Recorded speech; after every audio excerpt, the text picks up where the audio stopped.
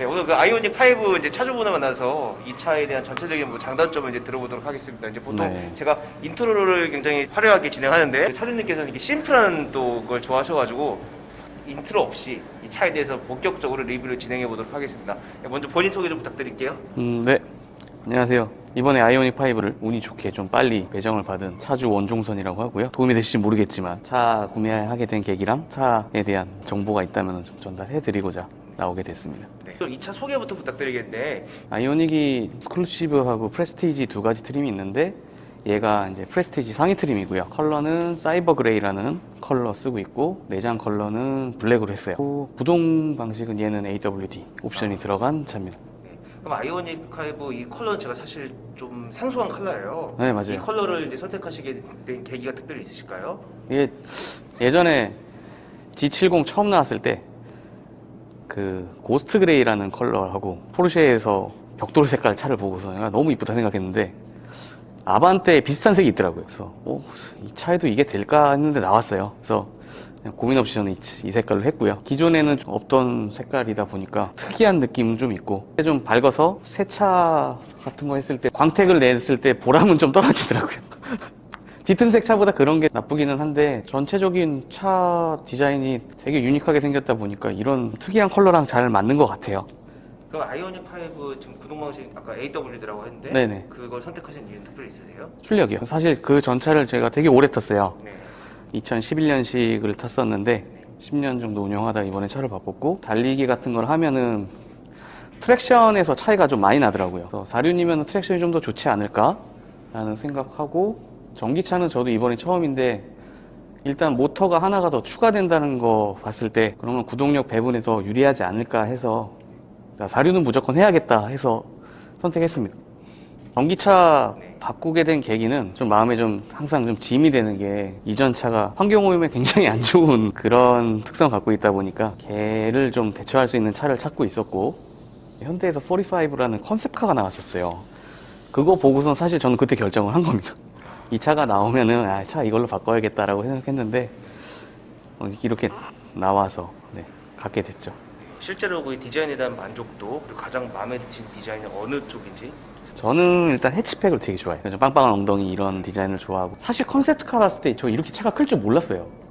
그러니까 해치팩인데 그래서 조금 더 크게 꺼니 했더니 이렇게 좀 크게 나왔고 디자인은 뭐 저희 세대는 폰이라는 게 좀 상징성이 있는 세대다 보니까 C필러 쪽 각도 뭐 떨어지는 부분이라거나 아니면 앞쪽에 좀 적당히 부풀어져 있는 거 그리고 누구는 과하다고 하는데 저는 요즘 차들 보면은 되게 기괴한 차들이 많잖아요. 기괴하지 않게 좀 다른 방향으로 심플하게 디자인한 거라고 저는 생각을 했거든요. 그냥 이러한 형태의 차는 전 대부분 좋아하는 편이라서 되게 큰 선택에 도움이 되실 것 같진 않네요.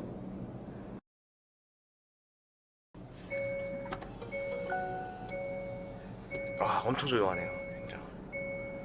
편지 모를 것 같아요. 좀 정감은 없어요. 인조인간 같은 느낌이라. 네. 그거 이따 장단점 할 때 이제 하겠습니다. 네. 그럼 이 차 총 구매 비용하고 연비, 이제 보험료 좀 부탁드릴게요. 제 기억으로는 보조금을 제외하면은 6천 초반대로 기억을 하고요. 보조금 같은 경우에는 맥스로 나오는 게 제가 거주하는 곳 같은 경우에 1200이었고 1200에서 AWD는 환경부 인증 주행거리가 좀 떨어져가지고 그거 깎였다고 하더라고요. 몇십만 원 안 되는 걸로 알고 있어요. 그렇게 깎여서 차 비용 그 정도 들어갔고 취등록세 200 초반 정도 나온 것 같고 보험료는 전 차보다는 확실히 쌌습니다. 60만 원대 정도 나왔어요. 네. 이 차 이제 첫 번째 장점은 이제 어떤 게 있을까요? 일단 친환경 가장 큰 장점인 것 같아요. 주변 사람들한테 피해를 안 주고 상당히 운전하면서 마음이 좀 편해요.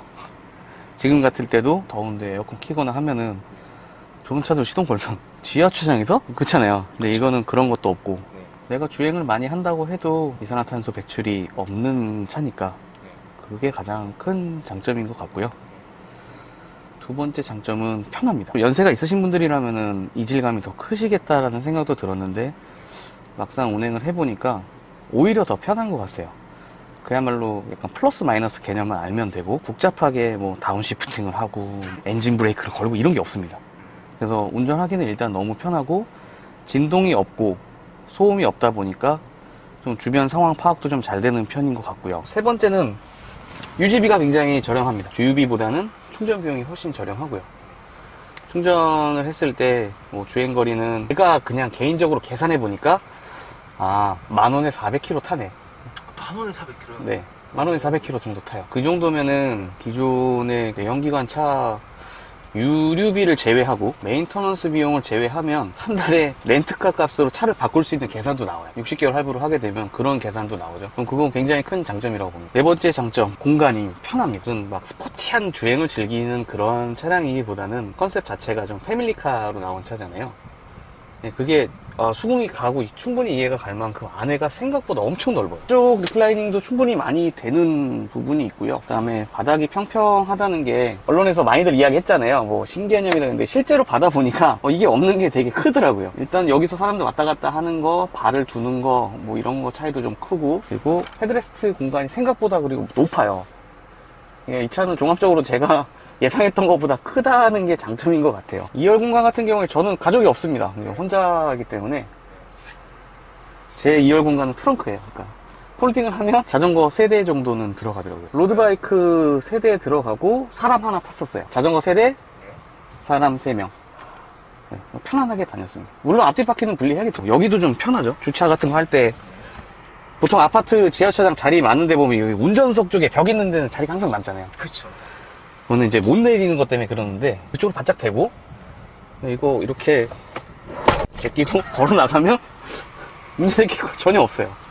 이것도 굉장히 큰 장점인 것 같아요. 5번째 장점은 정비, 메인터넌스 비용이 거의 혁신적으로 들어갈 게 없습니다. 엔진이 없으니까 오일이 없고 플러그도 없고 벨트도 없죠. 아무것도 없습니다. 때마다 갈아줘야 될 거라고는 미케닉 분들이 블루엔즈 같은 데서 갈아줄 게 아니면 우리가 할 수 있는 거는 에어 필터 정도 있는 것 같아요.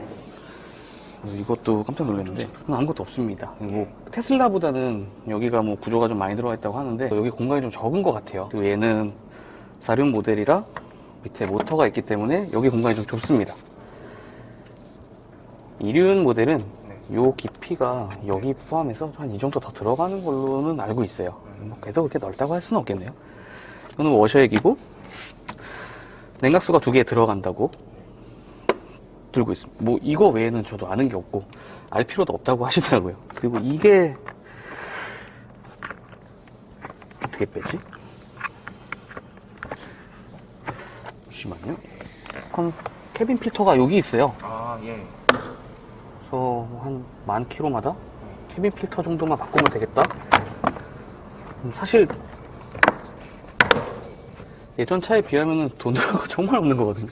뭘 하고 싶어도 할 것도 없고 필터도 싸던데요? 필터도 좋은 필터를 해봤자 30,000원대? 저렴한 건 10,000원대도 있고 그거가 큰 장점인 것 같아요.